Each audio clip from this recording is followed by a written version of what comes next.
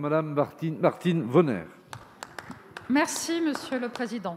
Madame la ministre, face à l'isolement des étudiants et à leur détresse induite par les mesures sanitaires totalement disproportionnées, ma question va être très simple. Combien de suicides ou de tentatives de suicide chez les étudiants faudra-t-il encore attendre pour que vous preniez enfin des mesures cohérentes ?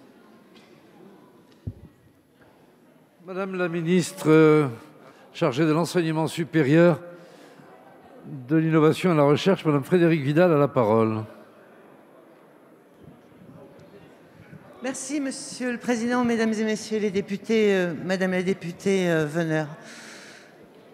Le suicide d'un jeune, c'est quelque chose de dramatique et malheureusement, nous avons à en déplorer. C'est la deuxième cause de décès des jeunes de 15 à 25 ans. Ça l'est depuis de très nombreuses années et je crois que c'est pour cela que nous devons aussi porter une considération particulière à notre jeunesse et surtout dans les cas que vous évoquez, respecter le deuil des familles. Madame la députée. Madame la ministre, votre réponse n'est pas tout à fait à la hauteur de ce qu'attend la jeunesse de notre pays. Ce qui pouvait être compréhensible il y a 10 mois est désormais totalement insoutenable. Les étudiants souffrent de l'isolement social dans lequel ils sont plongés. Il ne suffit pas de saupoudrer des mesurettes financières. Vous le savez bien, Madame la ministre, que ce ne sont pas les 150 € que le gouvernement a distribués aux étudiants qui leur permettent de survivre et encore moins de vivre.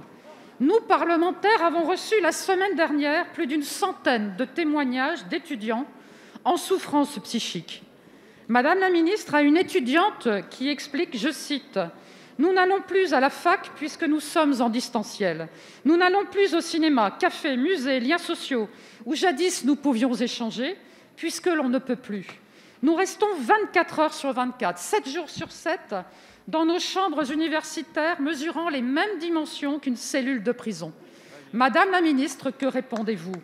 Comment croire qu'un simple accès gratuit aux psychologues serait la solution, alors que la plupart des étudiants n'est déjà plus en mesure d'appeler à l'aide ? Il faut permettre aux étudiants un accès effectif à ces services de soins universitaires par une resocialisation que seul le chemin de l'université peut permettre. Cessons de considérer la jeunesse uniquement comme un vecteur de propagation du virus, alors qu'ils sont l'avenir de la France.